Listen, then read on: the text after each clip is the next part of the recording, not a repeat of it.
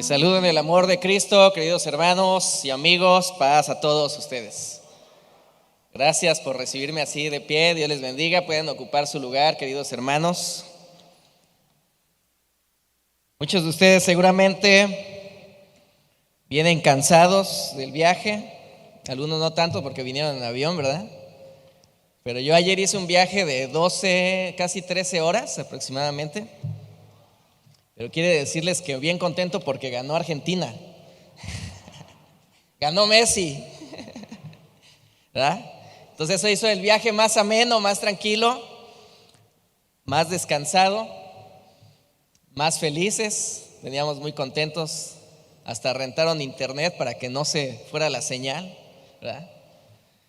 Pero quiero decirles que cuando estaba Maradona, eso no se podía hacer. 1980, los que viajaban a la hora del partido, era imposible, ¿verdad? Los tiempos han cambiado, la tecnología nos ha alcanzado. Y quiero iniciar con una frase, a ver si está ahí ya en pantalla, ahí está. Bueno, el tema es, como dijo nuestro hermano Saulo, liderazgo siempre ¿qué? ¿Liderazgo siempre qué? Actualizado, muy bien. Sí, si quieren apáguenlas. Quiero iniciar con esta frase que dice de la siguiente manera: la obsolencia, fíjense, la obsolencia es la consecuencia de no actualizarse. La caducidad es la consecuencia.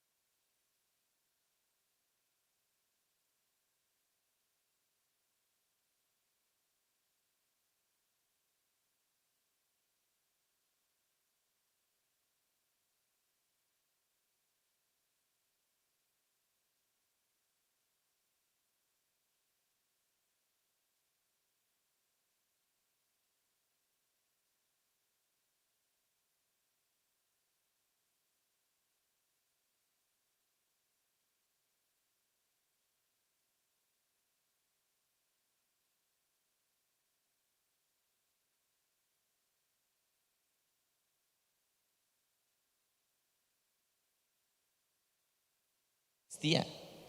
Voy a poner otra imagen.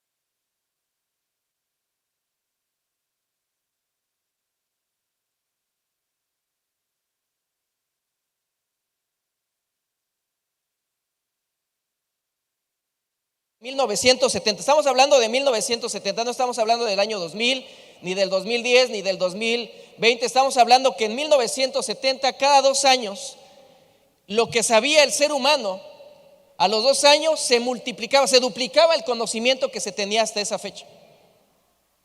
Pero quiero decirles que en el año 2020, el conocimiento del ser humano se triplica. No cada mes, no cada año, cada 3 días. Fíjense cómo el tiempo está avanzando a pasos agigantados. Los que estudiaron en el año 2000, de alguna manera tienen que actualizarse. Los que salieron de la universidad, ¿por qué? Porque los conocimientos de las áreas académicas en donde ustedes se desarrollaron ya no son los mismos. Ya los conocimientos han avanzado. Los que estudiaron Derecho, los que estudiaron Psicología, los que estudiaron Antropología, Sociología, una ingeniería, lo que hayan estudiado, Los conocimientos se han actualizado, ya no son los mismos. El tiempo nos está alcanzando. Y muchos de nosotros nos atrevemos a decir, en el siglo XXI, ¿verdad?, que sabemos todo de la Biblia. Quiero decirles que incluso los conocimientos y los descubrimientos en relación a las cuestiones bíblicas, teológicas, han avanzado.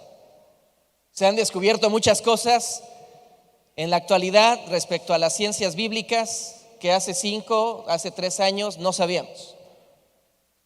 Y que eso ha metido en una reflexión diferente al cristianismo.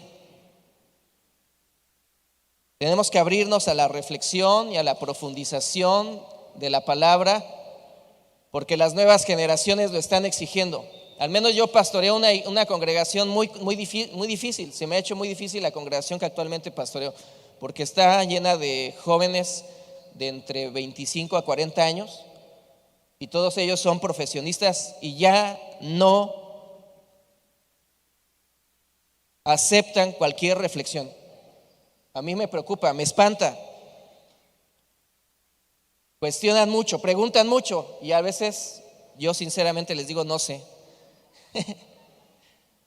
No sé qué decirles, no sé qué responderles ante las dudas y las exigencias que las nuevas generaciones están dando. Y hoy quiero reflexionar con ustedes en Hechos capítulo 1. Ya no se ve. Así está.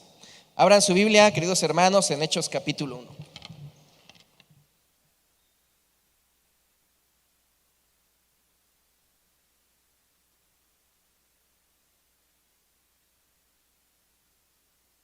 Y vamos a reflexionar de algo interesante. Vamos a leer el verso 6 en adelante. Ya no sé si decirles abran su Biblia o prendan su Biblia. Muchos todavía vivimos en la escuela antigua.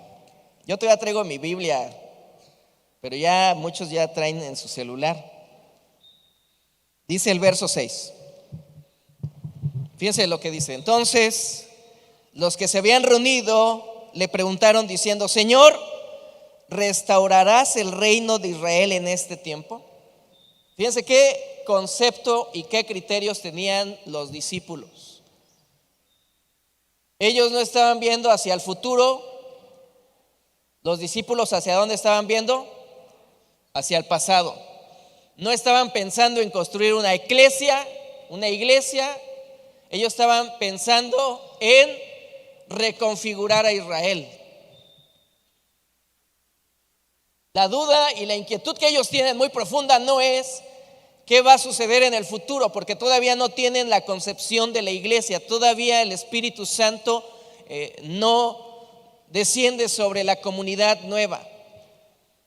Ellos todavía tienen las estructuras y las formas de hacer comunidad como la pensaban en Israel. Por eso la pregunta: Señor, ¿restaurarás a Israel en este tiempo? Y Jesús dice, y les dijo: no os toca a vosotros saber los tiempos o las sazones que el Padre puso en toda su potestad, pero recibiréis poder cuando haya venido sobre vosotros el Espíritu Santo, y me seréis testigos en Jerusalén, en toda Judea, en Samaria y hasta el último de la tierra. Esto que están leyendo, para los que están recibiendo este mensaje, es incomprensible y no es realizable, porque está mencionando regiones que no pertenecen propiamente a Israel, y para ellos esto es impensable todavía.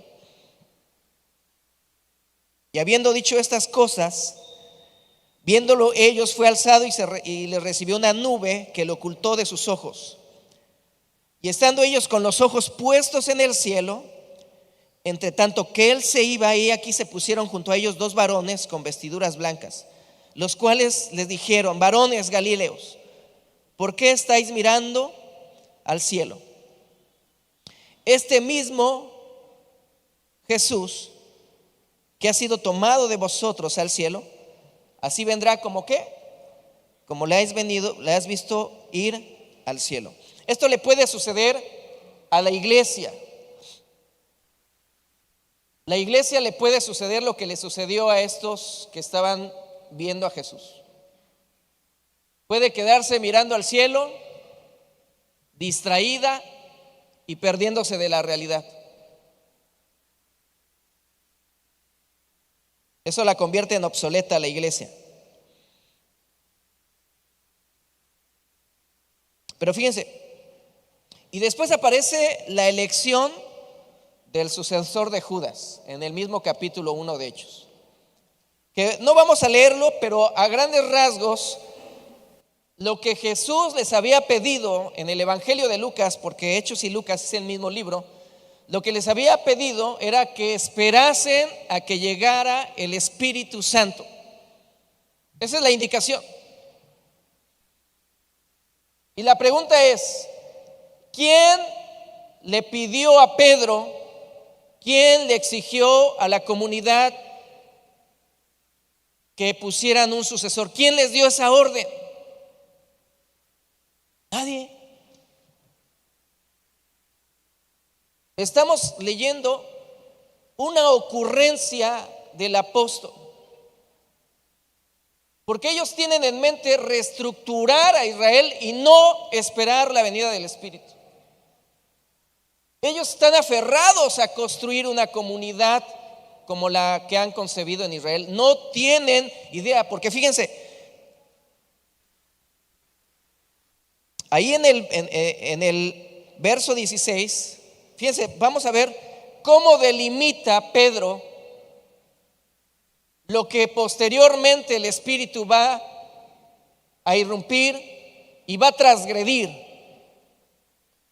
Varones hermanos, era necesario que se cumpliese la escritura en el que el Espíritu Santo habló antes por boca de David acerca de Judas, que fue guía de los que prendieron a Jesús y era contado con nosotros, se tenía parte en este ministerio. Este pues con el salario de su iniquidad adquirió un campo y cayendo de cabeza se reventó por la mitad y todas sus entrañas se derramaron. Y fue notorio a todos los habitantes de Jerusalén, de tal manera que aquel campo se llama en su propia lengua Aceldama, que quiere decir campo de sangre.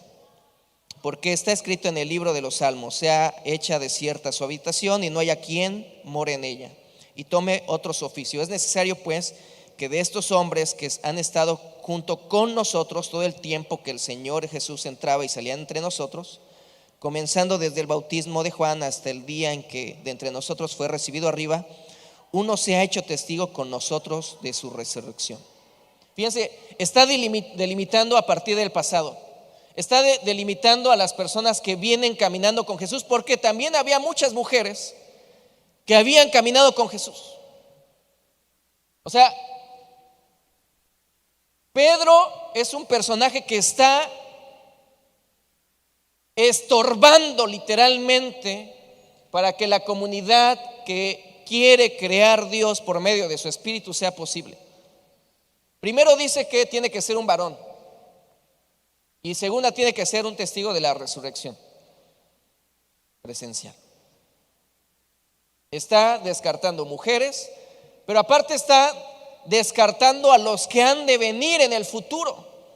A esto le han llamado la apostolicidad y eran requisitos para ser apóstoles. Pero en la comunidad más adelante ustedes se van a dar cuenta que el mismo Espíritu incluye mujeres, incluye el apóstol Pablo, que no es alguien que estuvo con Jesús y no es un testigo presencial de primera mano de la resurrección. Y las mujeres sí habían sido testigas principales de la resurrección, pero Pablo las está descartando. Y Pedro las está descartando, perdón. Y fíjense, quiero compartir con ustedes una frase. A ver si se puede proyectar. Y dice así: todos los profetas y grandes reformadores ven hacia el futuro y luchan para que la iglesia salte hacia él. Desde Abraham y Moisés hasta Isaías, Nehemías y Jeremías. Desde Jesús de Nazaret hasta el apóstol Pablo. Desde Lutero y Zwinglio hasta Barth y Bonhoeffer.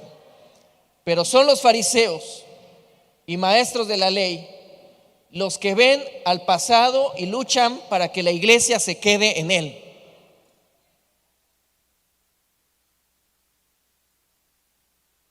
Los que son movidos por el Espíritu siempre quieren posicionar a la iglesia hacia el futuro. Siempre están pensando en reformar la iglesia y en transformarla. Pero Pedro cae en la trampa de quedarse atrapado en el pasado y de poner estructuras que impiden que muchos puedan incluirse en el proyecto de Jesús.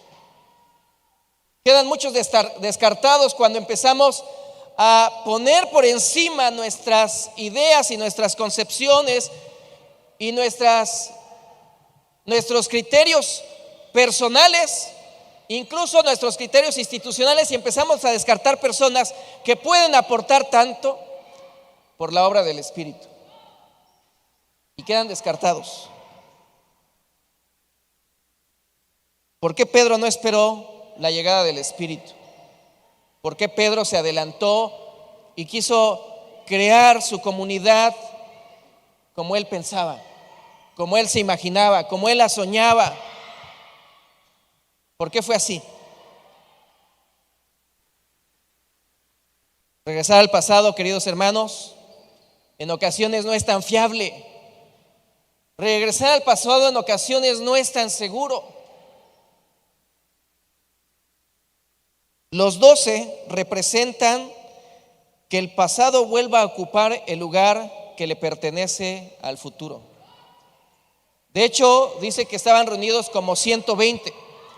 Históricamente, fíjense lo que les voy a decir, históricamente para seleccionar al Sanedrín se necesitaban 120 personas. Y en ese lugar hay 120 personas seleccionando la estructura a la que han de someterse. Pero fíjense, el capítulo 2 es impresionante, porque todo lo que habían imaginado, soñado y construido desde sus ideas y desde sus ocurrencias, en el capítulo 2 cambian las cosas. Esto es similar a lo que estaban haciendo en la Torre de Babel, que se querían hacer un nombre, una torre, una fama, y Dios desciende y crea la multiplicidad. En el capítulo 2, verso 1 dice: cuando llegó el día de Pentecostés, estaban todos unánimes y de repente vino del cielo un estruendo como de un viento recio que soplaba, el cual llenó toda la casa donde estaban sentados. Y se les aparecieron lenguas repartidas como de fuego, asentando sobre cada uno de ellos. Y fueron llenos del Espíritu Santo y comenzaron a hablar en otras lenguas según el Espíritu les daba que hablasen. Moraban entonces en Jerusalén judíos, varones piadosos de todas las naciones bajo el cielo. Y eso ya es totalmente diferente a lo que quería construir Pedro. Porque mientras Pedro solamente quería centrarse en Jerusalén y en personas que pertenecían a ese núcleo, a ese centro, el Espíritu tiene que descender con un viento recio, incluso de forma violenta.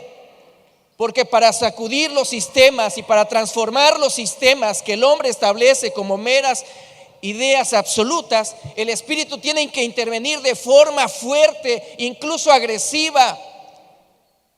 ¿Por qué? Porque tiene que sacudir y tiene que transformar lo que no va a beneficiar a la iglesia y lo que no va a beneficiar al hombre.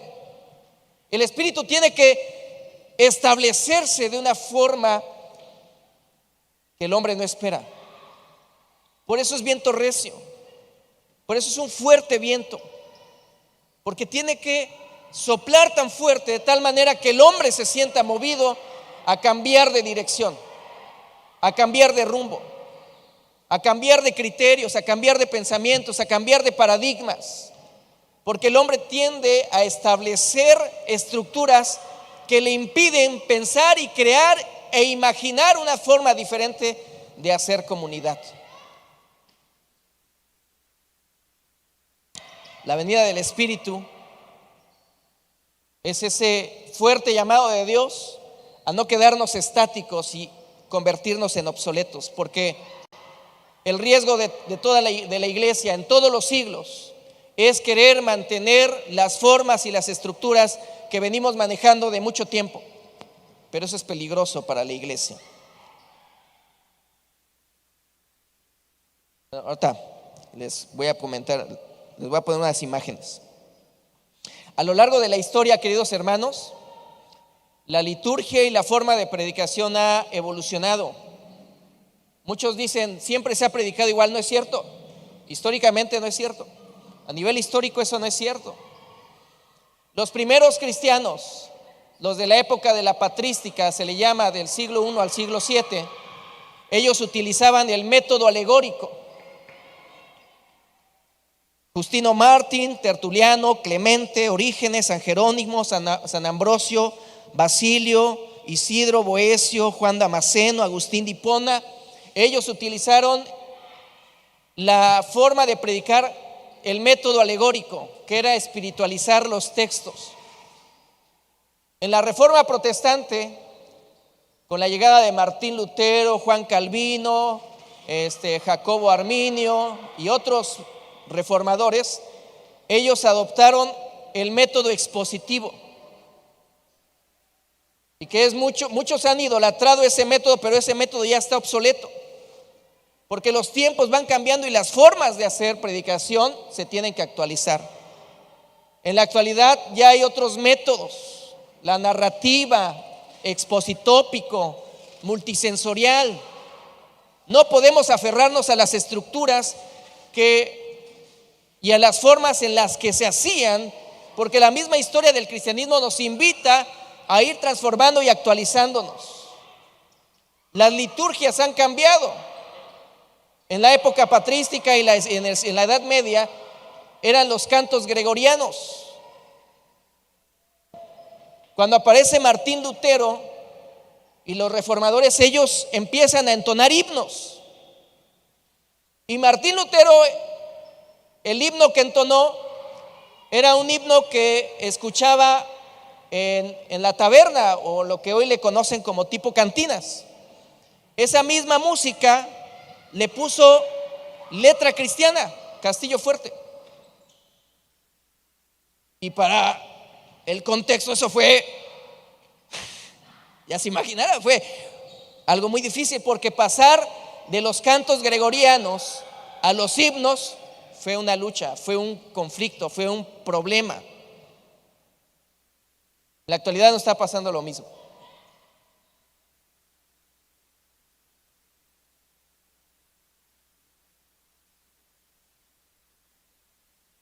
Miren, esta es donde clavó Martín Lutero sus 95 tesis. Wittenberg. Esa era una iglesia donde se hacía culto cristiano. Hoy es un museo.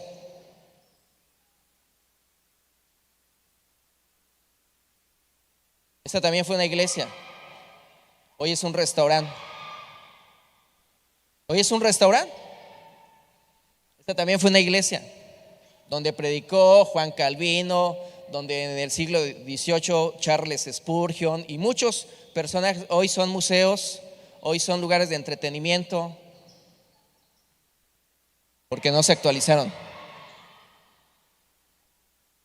Grandes iglesias, al no actualizarse, se convirtieron en eso. Yo les preguntaría a ustedes, ¿qué nos hace pensar a nosotros que si nosotros nos mantenemos rígidos no nos va a pasar lo que les ha pasado a ellos? Y eran grandes, eran fuertes en la predicación. Se convirtieron en museos. Ahora son museos. Europa está entrando en una crisis desde hace muchos años, a razón de que no se han actualizado. Se quieren mantener en las estructuras que aprendieron en el siglo XV y XVI. Pero las preguntas han cambiado. Las formas de hacer iglesia, las formas de entender el mundo, las comprensiones de la fe han cambiado, y eso nos debe de llevar a nosotros a reflexionar y a pensar que si nos aferramos a lo que estamos haciendo, vamos a tener otros resultados. Hoy me preguntan muchos jóvenes, ¿cuál es la razón de que estemos todo el día en el templo? No van. La verdad, las nuevas generaciones ya no van todo el día al templo. Es una realidad. Los que van son los que pues ya conocen la iglesia desde hace 20 años. Pero la verdad, las nuevas generaciones, muy pocos son los que van todo el día. ¿Por qué en la iglesia no se pueden hacer este tipo de actividades? No tengo respuestas.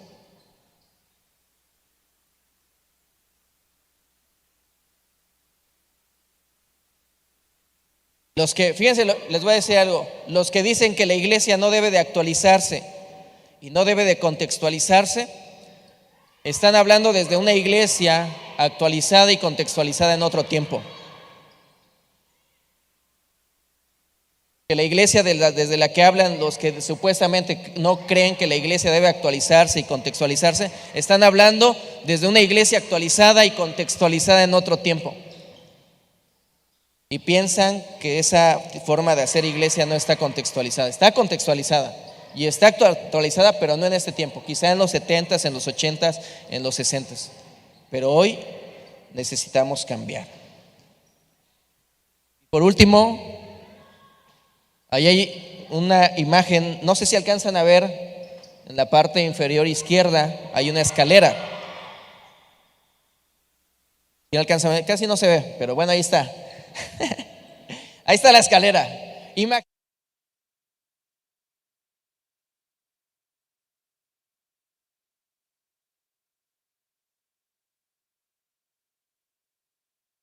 Sepulcro, allá en Europa. Y en esa escalera, en ese lugar que le llaman el Santo Sepulcro, hay 6 iglesias cristianas. Está la iglesia católica romana, la armenia ortodoxa, la griega ortodoxa, la ortodoxa copta egipcia, la ortodoxa etíope y la ortodoxa siria. Pero quiero decirles que unos son dueños de la ventana, otros son dueños de la barda que está abajo de la ventana, otros son dueños de la pestaña que está sosteniendo la ventana, y así otros son dueños del cuadrito de al lado, otros son dueños de esto. Y cuando en el pasado hicieron un acuerdo de que todo lo que estaba en esa iglesia no se podía tocar y no se podía mover, porque eso puede generar un conflicto, esa escalera se quedó ahí cuando llegaron al acuerdo. Y desde 1700, esa escalera solamente se ha movido 4 veces. Pero si alguien de cualquier tradición cristiana de las que mencioné se le ocurre por casualidad mover esa escalera, se arma un conflicto bélico.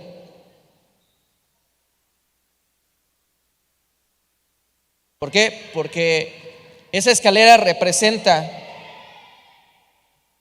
la obsolencia. Esa escalera representa la falta de unidad. Esa escalera representa que el cristianismo está a un paso de complicar más la vida. Y esa escalera representa las tradiciones, las ideas cerradas, los conceptos que no se pueden tocar. Porque cualquiera que toca una escalera puede generar un conflicto. Cualquiera que toca las escaleras sagradas que a veces cargamos y tenemos, nos meten aprietos. Siglos lleva esa escalera a razón de que esas no se pueden poner de acuerdo por una simple escalera. Por una simple escalera.